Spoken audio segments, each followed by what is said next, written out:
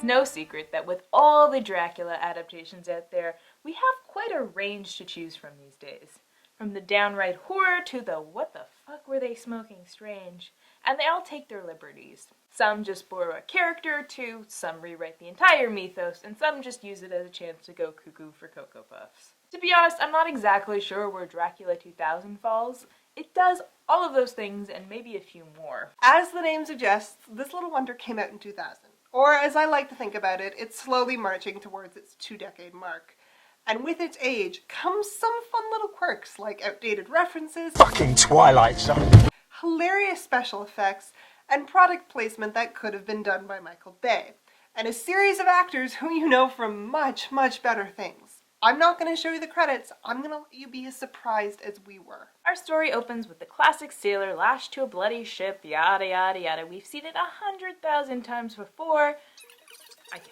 Our main heroes are as such. Van Helsing. Stoker described him as a man of medium height, strongly built with his shoulders set back over a broad, deep chest and a neck well balanced on the trunk as the head is on the neck. So, you got it. Say hi to Christopher Plummer. Picture this. We walk to Waterloo Station, we board the next train, and 3 hours later we're in Paris for the weekend. His rough around the edges assistant, Simon Shepherd. Welcome to the show, Jonny Lee Miller.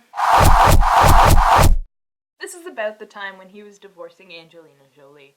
I like to think that he somehow ended up in this movie as a direct result. Oh, and meet Marcus, the guy whose brilliant idea it is to rob Van Helsing. Say hello to pre-house Omar Epps. We witnessed some amazingly advanced hacking circa the Matrix. Also, let's be clear here. They're hacking into a gigantic vault located in the lobby.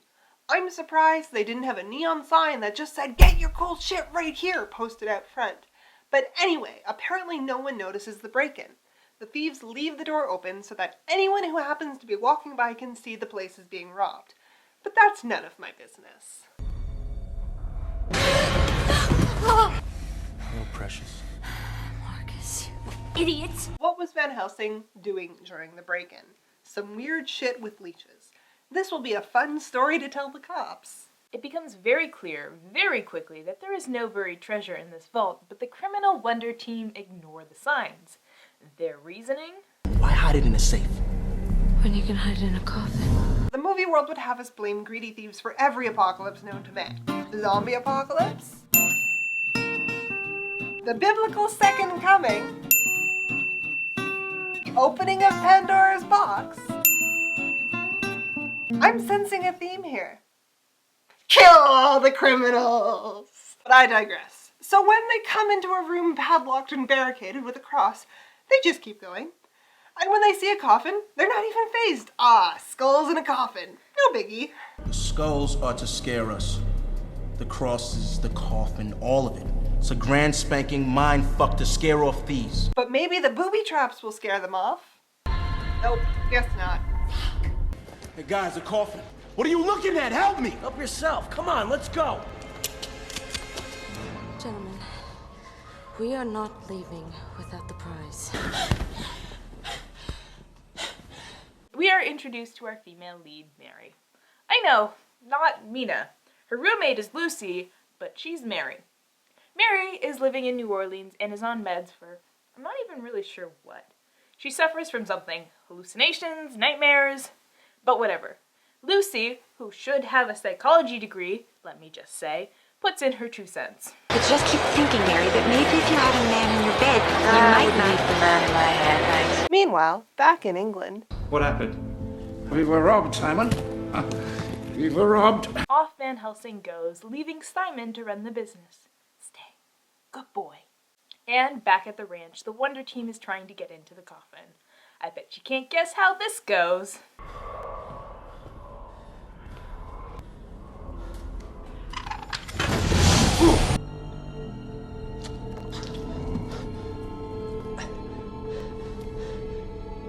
Bet you that thing goes straight for the eye. Told you. I don't get why at this point he wasn't like, there is a corpse in here. There are probably no valuables.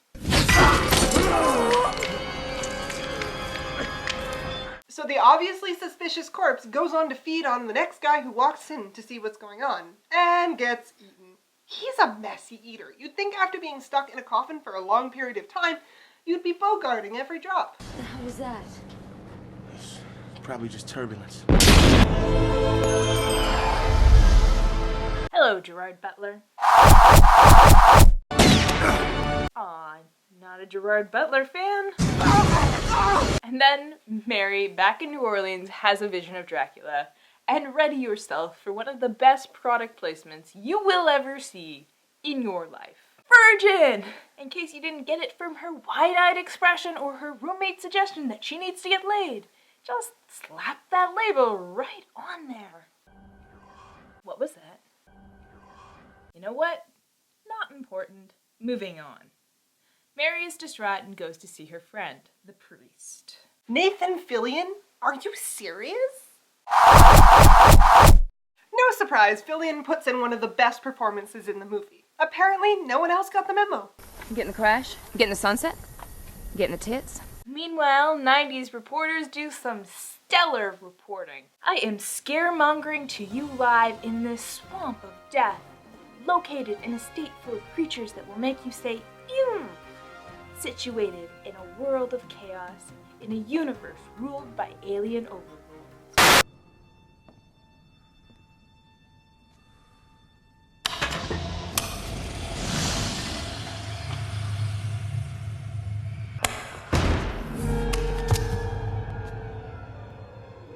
Simon, you should be in London, I You told you. told me to look the other way. Simon apparently followed Van Helsing, so right now there is a multi-million-dollar corporation out there running itself. Now, whatever you see, remember your sanity. What you see is real. What the hell does that mean? Simon quickly learns that things are not what they seem.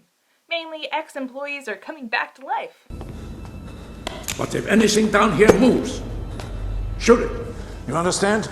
Shoot it in the heart or cut off its head. You understand? So Van Helsing wanders off to not be a part of the scene and leaves Simon to hold down the fort. Again. I'm sorry, man. I just don't know what's wrong with me.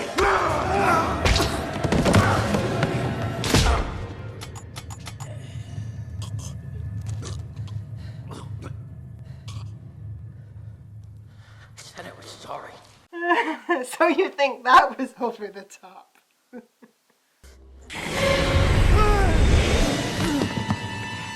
Better than money. I got something for you. Sorry, sport. I'm an atheist. God loves you anyway. Oh fuck, are we having a competition to see which vampire can be the most blasé about crucifixes? These guys and Jerry the Vampire. Why is it that vampires are so over the top these days? It's like people just gave up on them being scary and was like, haha, screw it. Let's just see how batshit we can make these people. But eventually the cops come and break up their murder party, and Van Helsing finally has to pony up the details of what's going on. We're what? An hour into this movie? They can be killed by silver, by sunlight, by stakes. You must pierce their heart or behead them. They are Nosferatu, vampires. So Van Helsing trapped Dracula. Oh, I'm sorry. Dracula.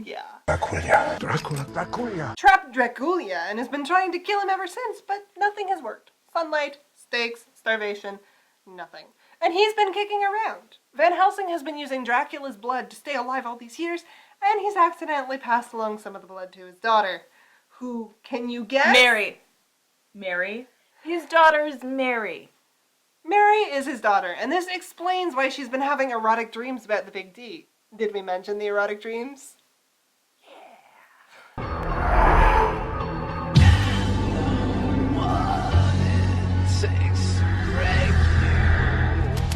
So Dracula makes it to New Orleans and we get to see the highlights of yesteryear. Alright 2000, what do we got? Some heavy metal, strip clubs, BDSM, neon signs. Yeah, pretty much that's all I remember from 2000 as well. So Dracula walks into Virgin, and all the girls just have to touch themselves a little bit. Apparently he's so hot, the roommate Lucy pretty much forgets the reason she's even in this movie. Mary? I don't know. Lucy, ignoring all the warning signs, invites Dracula into their house to wait for Mary. This place used to be your mom's. We had to give it a little personality, though. If by personality you mean creepy baby dolls, then yes, lots of personality. But we all know how this scene ends. I was named after the Peanuts character. And thus begins one of the weirdest and funniest sex scenes I've ever seen. I mean, seriously, he's barely kissing her, and then they're just sort of rolling around on top of each other, and she doesn't notice that now she's somehow plastered to the ceiling? There is good, but let's be real here. You find yourself levitating off the bed during sex, and you're getting the fuck out of there.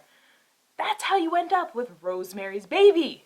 But now that Dracula's taken a bite out of her, there goes any personality that she had. Simon catches up with Mary, but has a hard time getting her to give him the time of day. But luckily, an old friend has popped up to give us the best scene in the movie. Buy a brother a drink. Sorry, mate.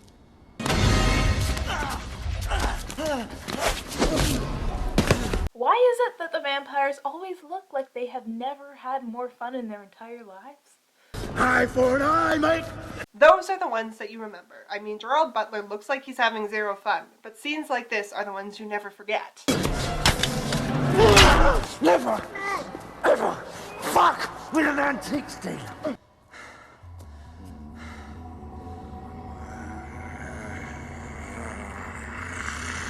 Bye, Omar! Sorry to see you go. Van Helsing goes to find Mary, but quickly gets taken down by Dracula. Mary gets home looking for Lucy when she comes across a dagger and a bed full of blood, and her father's dead body under the bed. Well, this is a happy reunion, but the surprises aren't over. It is better than chocolate. Oh, the sex was so good, my hair curled. I shake my head at you. You will go away because I am dramatically shaking my head. Begone, fell creatures. So what now, Simon? We need a sacred place, somewhere we can hide until dawn. Figure this out. So it's crunch time. Off to the library. We know he detests all things Christian. Holy water, the cross, the Bible. And silver. Why silver?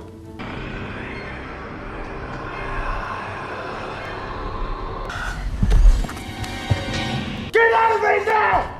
You think you can defend her with the Bible? No, with my magic exploding Bible. But no. Mary ends up being captured pretty much because Dracula is a sex god and Simon is too slow to save her. But this means we finally get the 411 on the Drax. It was my last sunset on this earth that made me who I am. Let me show you. And more levitation sex with religious visions. Just how good in bed is this guy? Judas Iscariot. The cross. The silver. All the things you came to despise. And now she's in a post-sex red dress. Gosh, symbolism! What could it possibly mean? Never mind, talk to the neon Jesus. You know, it's not a bad backstory, actually. And silver isn't really supposed to harm vampires, but if you want to work it in there this way, it totally makes a lot of sense. And there are some really great themes about the ideas of redemption and the nature of religion and forgiveness, but they're never really poked at. Vampire conversion in this movie pretty much amounts to becoming a no-holds-barred sex maniac. But if it was more of a religious conversion, this angle would have been brilliant. Best idea ever, stuck in a shitty movie. Come, Mary. Let us feast. Oh, is that what we're calling it these days? But no, it looks like the bride saved Simon for a bedtime snack, and it's Lucy's first meal. Num num num num num. Vampire or not, he won't stop hunting us now. It's yours to end. Oh, Simon. Bitch is faking it. Now for some cheesy 90s stunts with an appropriate soundtrack.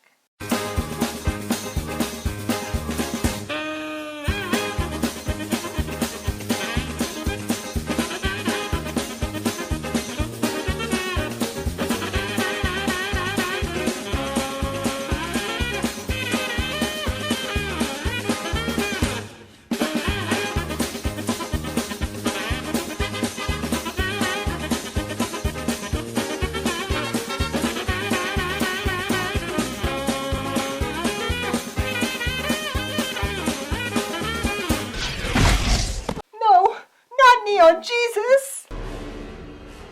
Son, Better make it good. you and I, we could... Dude, those shears were rusty as shit. There is no way they could cut through her neck. This is how you die. And just as the day is about to break, faster than it has ever broken before, it turns out that there was a trifecta that was necessary to kill him, hanging him off of Neon Jesus at daybreak. I don't know why no one ever thought of that before. Please. You.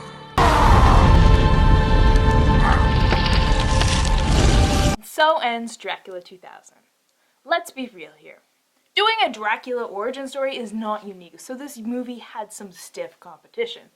But it is arguably one of the most interesting Dracula origin stories inside a shitty movie that was dated before it was even released. In my mind, it even beats out the Bram Stoker's Dracula origin story. With a giant cast of famous actors who went on to do better things, it's actually a lot of fun to watch, just because it's so 90s.